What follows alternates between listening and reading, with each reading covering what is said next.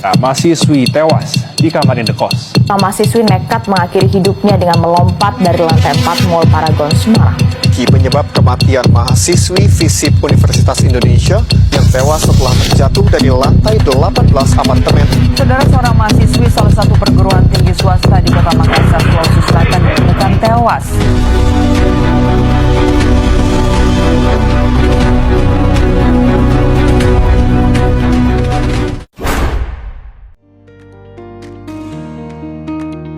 Assalamualaikum warahmatullahi wabarakatuh. Halo semuanya, perkenalkan nama saya Lia Laili Agustin.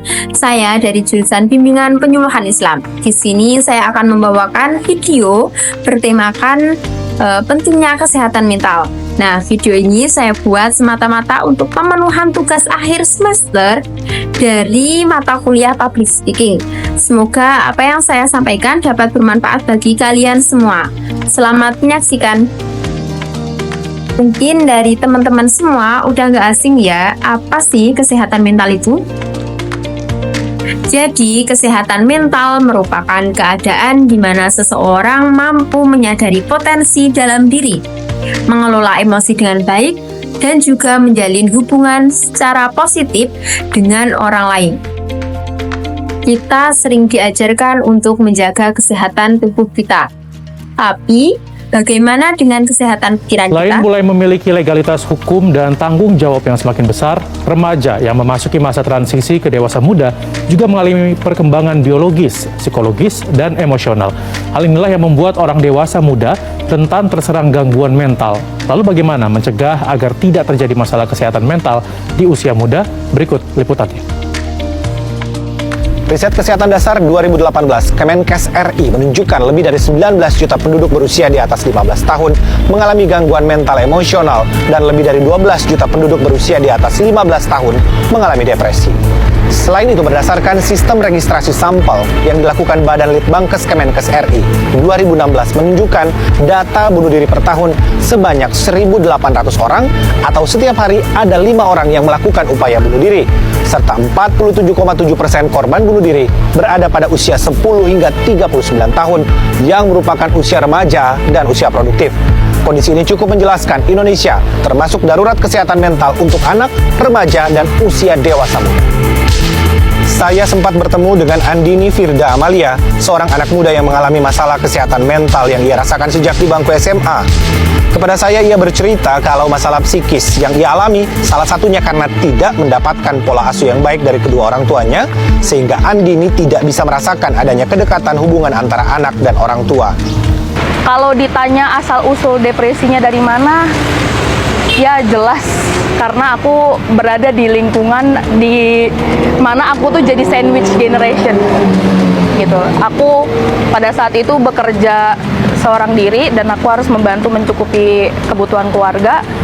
Gak ada tempat untuk bercerita, gak ada tempat untuk sharing, di mana orang tuaku itu masih menerapkan pola asuh yang ngikutin zaman-zaman sebelumnya.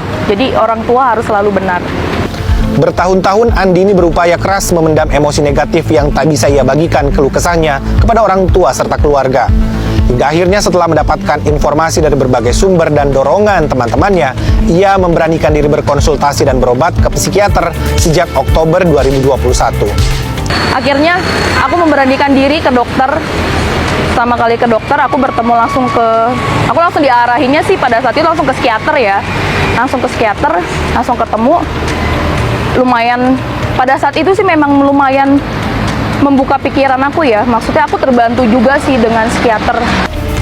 Tim Divisi Psikiatri Anak dan Remaja FKUI melakukan penelitian pada Mei 2020 terhadap 393 responden usia 16 hingga 24 tahun dari seluruh Indonesia untuk mengetahui permasalahan apa yang sering dialami oleh remaja di usia transisi, serta bagaimana cara mereka mengatasi permasalahan dan kemana biasanya mereka mencari bantuan. Hasil penelitian ini menunjukkan 95,4% responden mengatakan pernah mengalami kecemasan atau anxiety. 88% responden pernah mengalami gejala depresi dalam menghadapi permasalahan dan 96,4% responden menyatakan kurang paham bagaimana cara mengatasi stres akibat masalah yang sering mereka alami. Saat pikiran lelah, hati terasa sesak, dan juga semangat mulai pudar, itu bukan berarti lemah. Itu merupakan tanda bahwa kamu butuh jeda, butuh waktu untuk pulih. Kita semua pernah merasa cemas, bingung, bahkan hampa. Dan itu merupakan sifat manusiawi. Tapi ingat, kita nggak sendirian, selalu ada harapan dan juga selalu ada jalan. Jadi, dengarkan dirimu, jangan ragu untuk bercerita. Meminta bantuan bukan berarti kamu kalah. Justru, itu merupakan langkah awal untuk bangkit. Kamu berhak hidup bahagia dan kamu berhak untuk merasa tenang. Kesehatan mental merupakan bagian penting dari hidup. Sama pentingnya dengan jantung yang berdetak dan juga paru-paru yang bernafas.